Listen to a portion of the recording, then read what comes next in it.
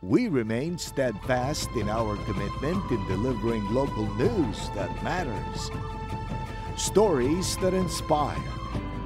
Enriching the lives of Filipinos in the Philippines and across the globe.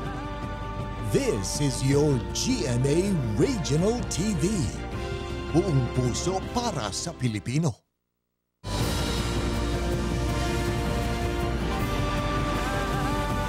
Ito ang GMA Regional TV, One Mindanao.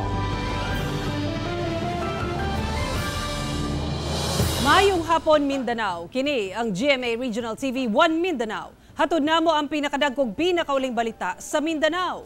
Ako si Sara Hilomen Velasco, live gikan dinhi sa GMA Davao Complex. Cyril Chavez, live gikan dinhi sa GMA Cagayan de Oro Station. Efren Mamak live desde aquí na GMA Zamboanga Station.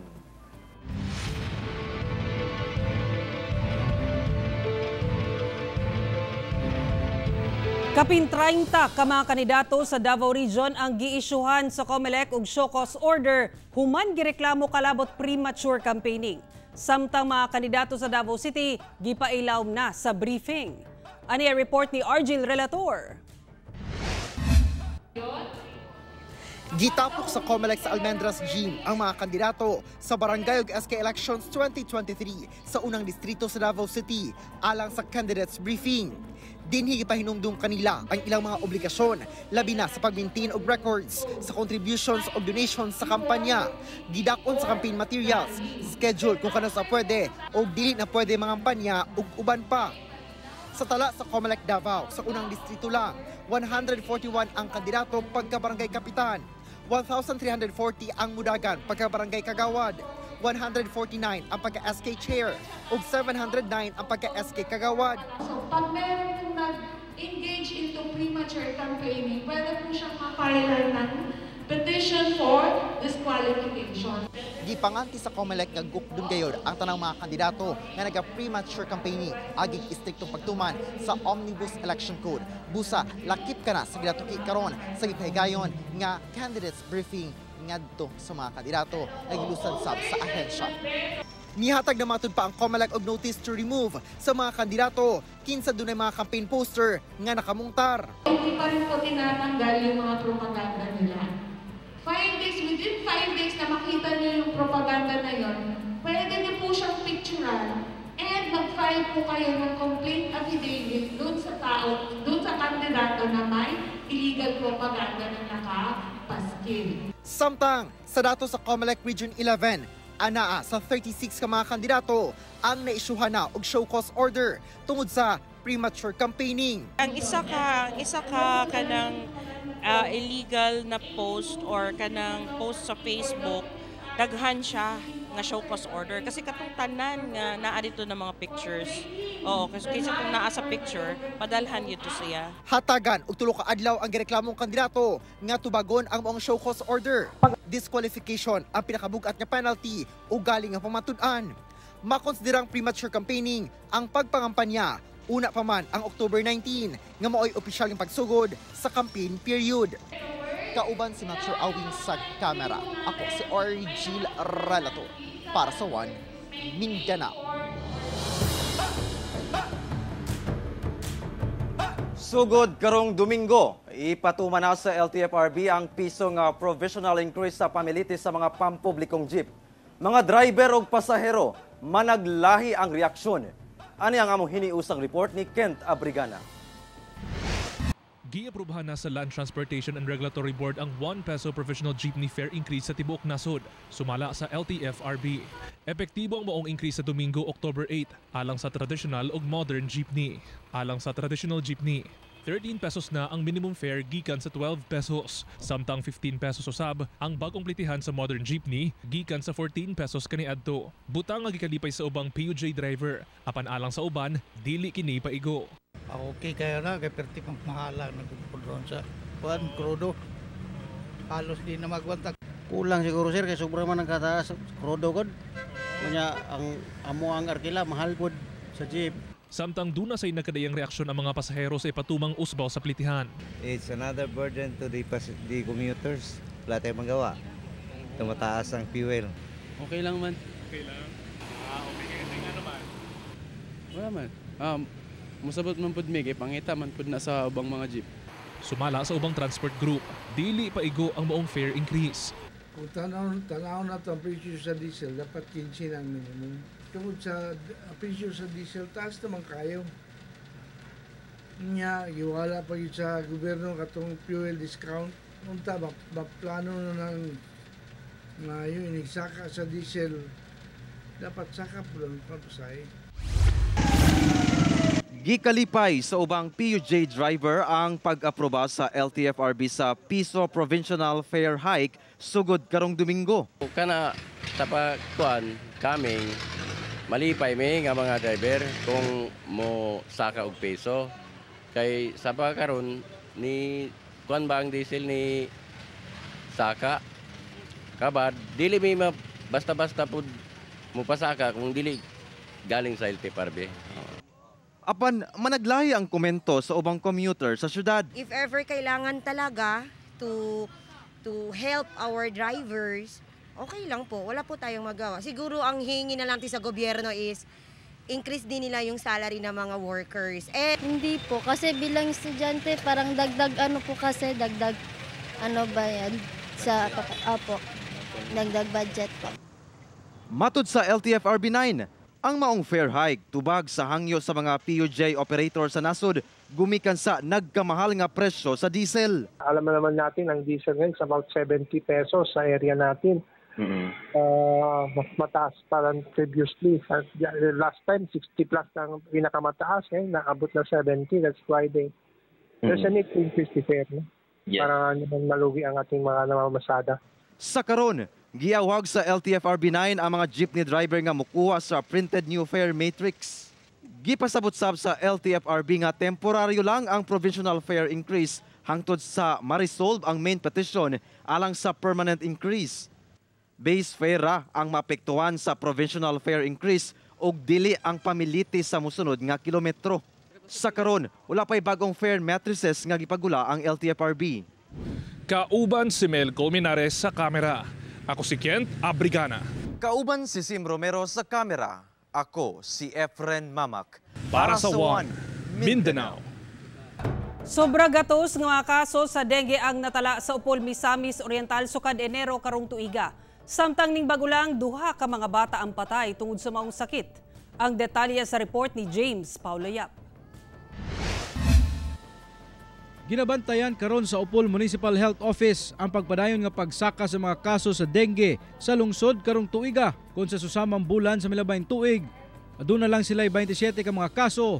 Karon misaka kini sa 113 cases. Gani ning bag-o lang, usa ka 2 anyos ug usa ka 3 anyos nga bata ang namatay tungod sa dengue. Sumala sa Upol Rural Health Unit nga ulahi na kulong nadala kini sa ilang pasilidad.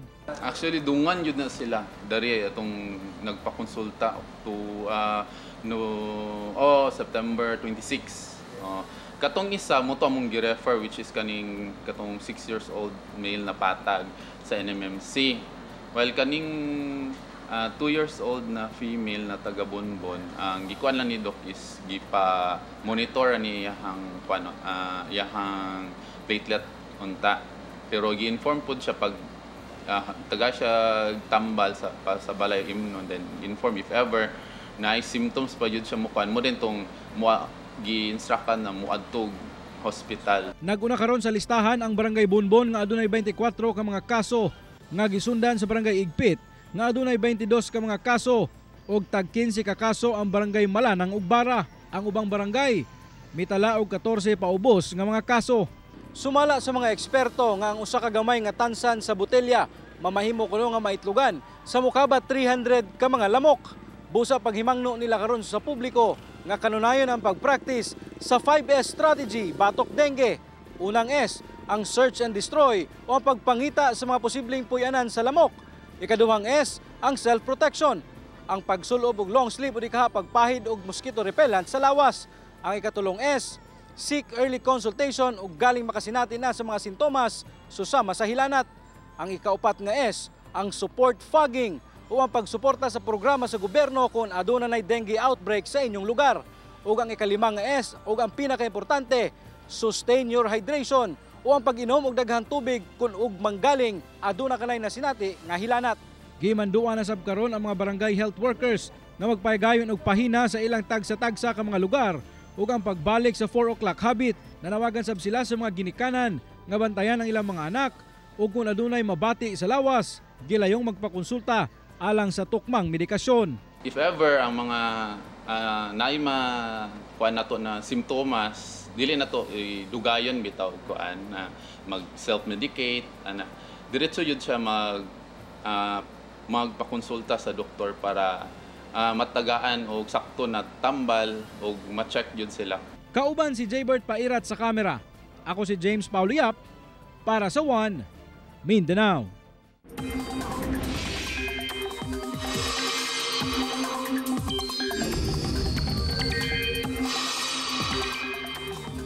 Mga kapuso, padayong gipakusog sa bagyong Jenny ang southwest monsoon o hanging habagat samtang nagpadaul kini sa extreme northern Luzon.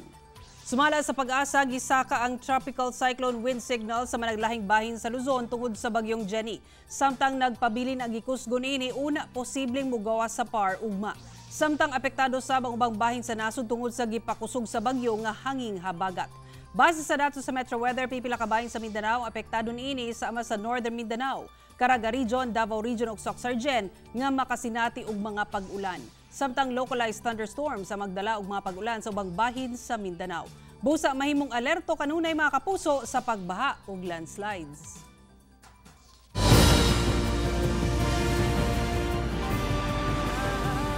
Ito ang GMA Regional TV, One Mindanao.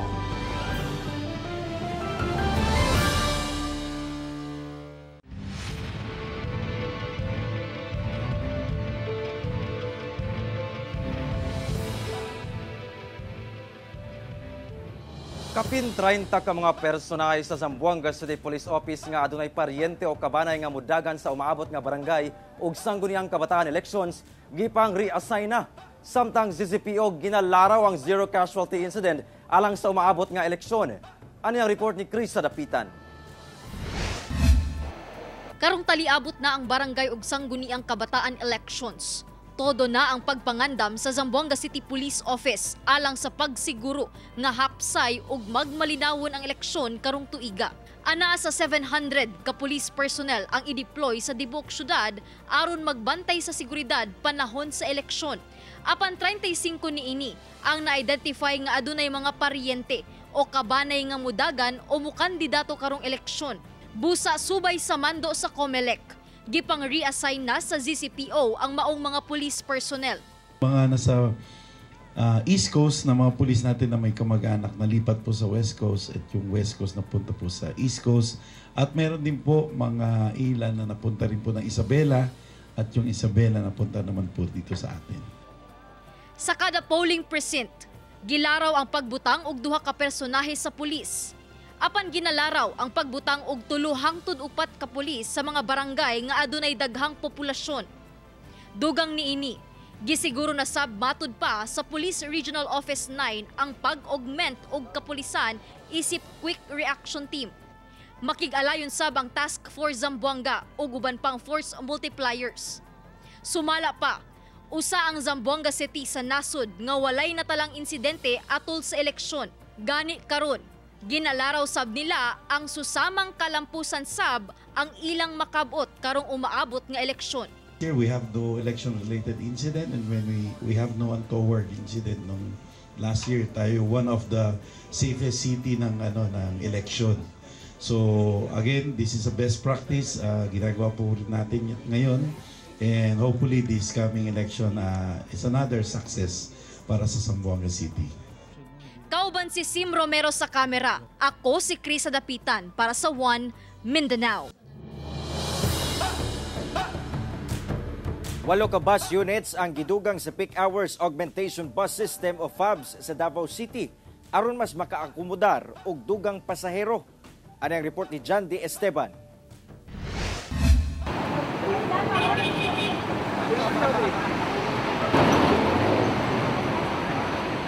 Dinidaplin sa MacArthur Highway sa Davao City daghang pasahero ang nag-atang og jeep nga masakyan. Sagad mga empleyado ug mga estudyante. Kung naay maabot, magdinaganay ug mag-inilugay. Estimation time lang sa paghulat from our school. Kaya mo abot og 3 hours pinaka-longer sa paghulat sa sasakyan. Kanina po mo dire? Oo, kanina. 6 p.m. So sana karon 8 at 9 na. Ako sa bangkal. Pero sumala sa LTFRB Region 11 nga mas daghang pasahero na ang maakomodar sa Peak Hours Augmentation Bus System o FABS sa Davao City. Kinihuman nga nagdugang og 8 ka units alang sa mga matanggo nga mga pasahero, labi na sa peak hours.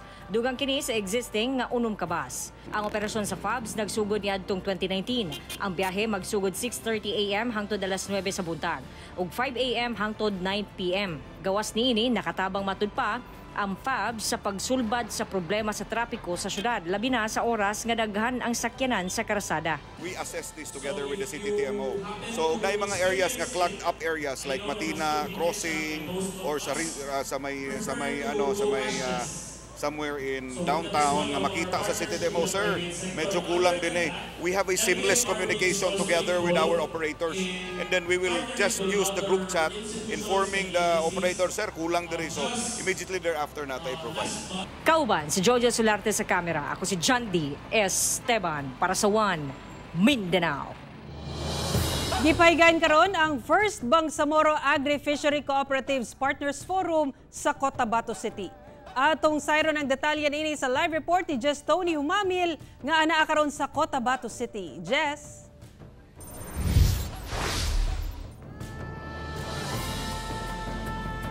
Sara, lain-laing mga produkto nga tatak Bangsamoro ang gibida sa kapin 20 ka kooperatiba atol sa First BARM Agri-Fishery Cooperatives Partners Forum nga mapalit lang sab sa barato nga presyo.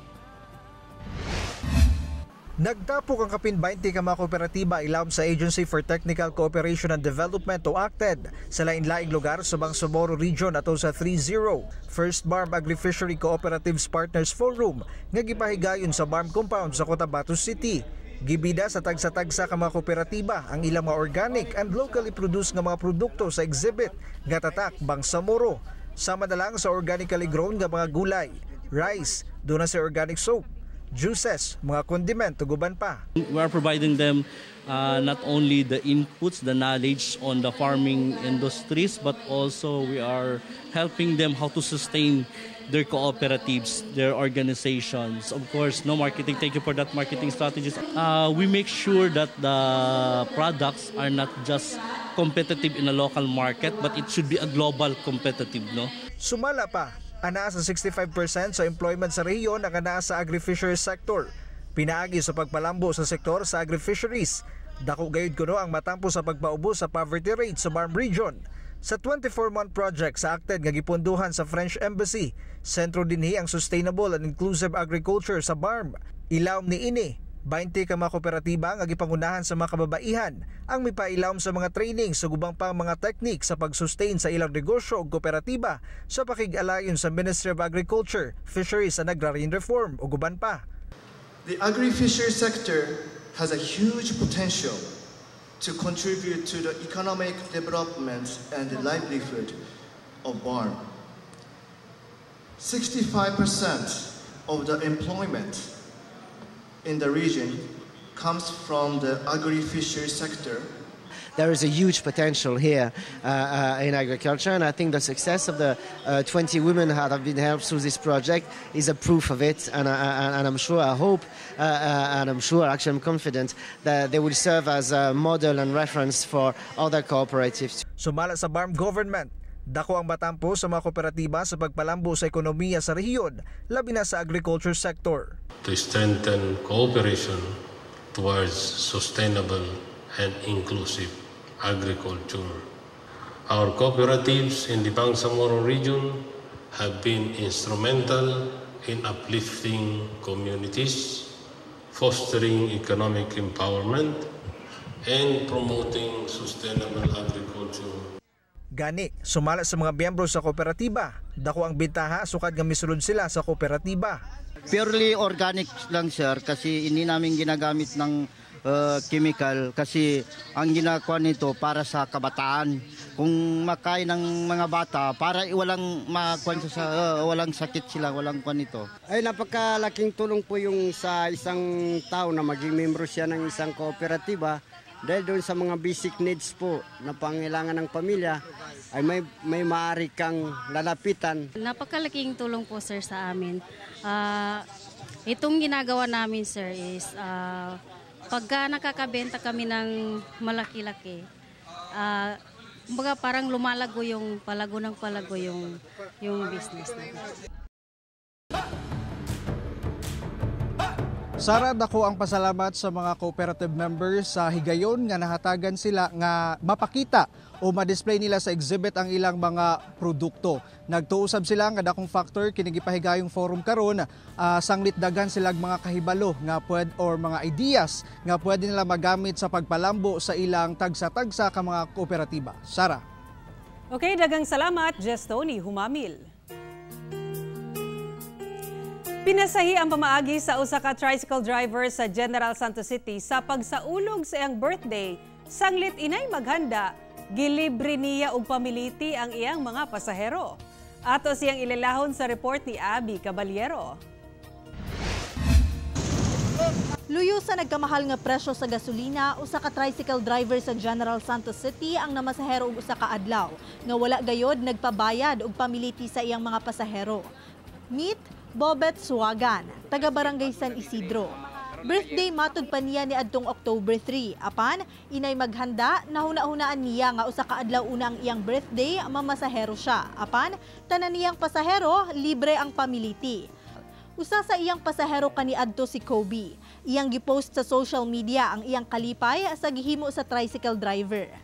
Padulong na miyog palingki ato, nikalit lag sulti si tatay nga pahibalo, kining inyong pagsakay, libre ni.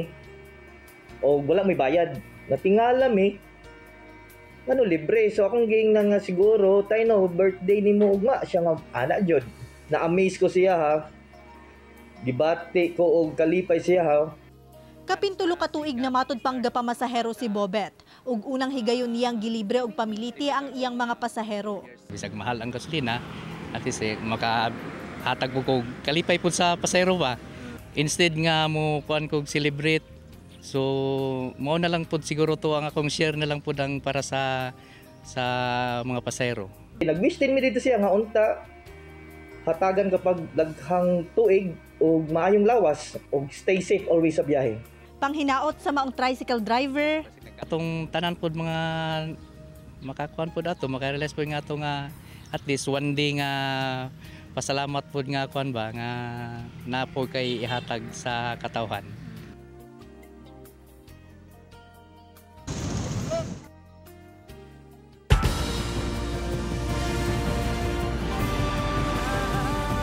Ito ang GMA Regional TV, One Mindanao.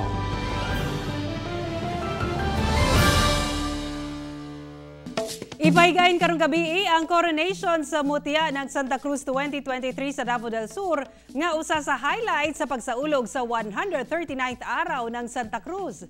Atong sayro na mga katikaran diha kauban si Argel Relator live diha sa Santa Cruz. Argel.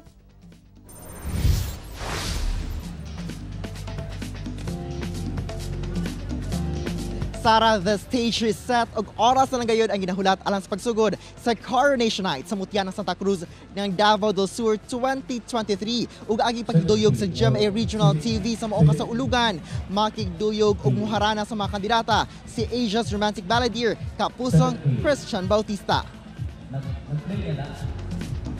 16 ka mga kandidata gikan sa kada iyang barangay ang magpakita sa ilang abilidad, kaalam ug katakos sa tinguha nga masungkit ang corona isip Mutya ng Santa Cruz 2023. Murampa ang mga kandidata suot ang casual wear, swimsuit ug long gown ug sukdon sab ang kahud sa mga kandidata sa pagtubag sa pangutana sa tulo ka round sa question and answer portion. Og syempre, mas mahimong espesyal ang Coronation Night sa pangharana ni Asia's Romantic Balladeer Kapusong Christian Bautista sa mga kandidata. 50,000 pesos ang cash prize nga madawat sa Mutya, 40,000 pesos sa first runner-up, 30,000 pesos sa second runner-up, 20,000 pesos sa third runner-up ug 10,000 pesos as a fourth runner-up. Sara star-studded sab ang himuong kulminasyon sa araw ng Santa Cruz. Sanglit makiduyog gihapon ang GMA Regional TV sa maong kasaulugan ugma kana kauban ang star sa upcoming GMA drama series nga Stolen Life. Kauban sila kapusong Anjo Damiles, kapusong Beauty Gonzalez ug Carla Abellana ug syempre magpainit sab sa gabi si kapusong Jeric Gonzalez. All that and more dinhi lang sa New Government Center Santa Cruz, Davao del Sur ugma kana sa gabi alas 7. Sara. Okay, daghang salamat ug happy araw ng Santa Cruz sa ato mga kapuso diha. Daghang salamat, Argil Relator. Usa ka lalaki nga gidakop sa illegal nga droga ang gipasanginlan ang kapulisan sa El Salvador City nga planted kuno ang sabu nga nakuha. Apan kapulisan gibarugan nga usa ka lehitimong operasyon kontra droga ang ilang gihimo og target ang suspect. Ani ang report ni James Pauloya. Balhog karon sa prisuhan kining usa ka miyembro sa LGBTQ community nga si Giovanni Nanol. Human kuno siya nakuhaan og usa ka dakong pakete sa gituuhang shabu sa iyang ginarentahan nga videoke bar sa barangay Sinaloc, El Salvador City niadtong Miyerkules. Apan sumala ni Giovanni nga planted kuno ang tanan nga nakuha kaniya. Sumala niya nga miadto kuno sa iyang bar ang mga nagpailang pulis o miorder og ilim nung makahubog. Karon akong gisaksak ang video okay nako. Pagsaksak nako, igo pa guman pagsaksak nako sir sa video okay. Gibiran ako, isumbag ko, kulata ko, upat sila, gikulata ko nila. Natingala na lang ko nga naanay shabu, nanay 500. Unya dili ko modol atong ipag Sir Lubo kay nakita na ko sa iyang kamot bit niya isa ka sachet nga iyang i-action og sulod sa akong bulsa. Dugang pa ni Giovanni nga gikakurat niya ang maong aksyon sa mga pulis tungod dugay na kuno siya nga wala nalambigit sa illegal nga droga. Hinoon giangko niya nga tuig 2017 pa ang iyang ulahing gamit og shabu. Ang maong mga aligasyon gihimakak sa kapulisan sa El Salvador City. Sumala ni Police Captain Fernan Bagot, ang Deputy Station Commander sa maong istasyon, nga usa ka lehitimong drug buy-bust operation ang ilang gilusad. Batok kang Giovanni. Gani adunay mga opisyal sa barangay nga ni witness sa maong operasyon. Dili ka to tinod, mao gito yung allegation. So iyahaman tong nga version. So amo po nang gikuan kay na-file naman sa korte. So kung sa may resulta atong kuan, iyahaman tong allegation. So produce with sa gihang evidence. Sa karon napasakaan na kini og kasong illegal possession of dangerous drugs o ginahulat na lang karon ang commitment order gikan sa korte aron mabalhin na kini sa pasilidad sa BJMP. 5 kaagi lang nga na-rescue sa Department of Environment and Natural Resources 9 sa nagkalaylaing lungsod sa Zamboanga del Sur ug Zamboanga, Sibugay, gipang buhian na pagbalik sa kalasangan. 2 ka Brahminy kites ug 3 ka serpent eagles ang gipangbuhian na sa mga personay sa DNR9 pagbalik sa kalasangan o natural habitat niini sa Barangay Palumok, Titay, Zamboanga, Sibugay. Ang maong 5 ka agila na rescue sa DNR9 sa managlahing lugar sa Zamboanga, Sibugay ug Zamboanga del Sur karong tuiga. Gisiguro sa mambuhatan nga luwas alang sa mga agila ang lugar kung diin sila buhian tungod gi-manage kini sa DNR ug LGU Titay. Parang ginapahimangnuan o gipahinumduman ang publiko nga i-report sa otoridad ang bisan unsang wildlife nga makita o madakop. Protektado ubo sa RA 9147 o ang Wildlife Resources Conservation and Protection Act of 2001 ang bisan unsang matang sa wildlife species sama sa agila. Mga kapuso, 82 días na lang, Pasko na! Mao kadto ang mga uling balita sa Mindanao karong adlaw. Mamahimo ninyo kining makita pag-usab pinaagi sa pagbisita sa official website sa GMA Regional TV o bisitaha ang among official YouTube channel o i-click ang subscribe button para sa pinakaulahing balita. Muchísimas gracias sa atong mga kapuso sa Mindanao nga nagalantaw kanamo og sa atong mga kapuso abroad. Padayon lang sa pagtutok sa mga lokal nga balita matag adlaw tungod sa GMA Regional TV, Local News Matters. Kami ang GMA Regional TV 1 Mindanao, tibok persa para sa mas dakong misyon ug mas halapad nga pagserbisyo sa nasod.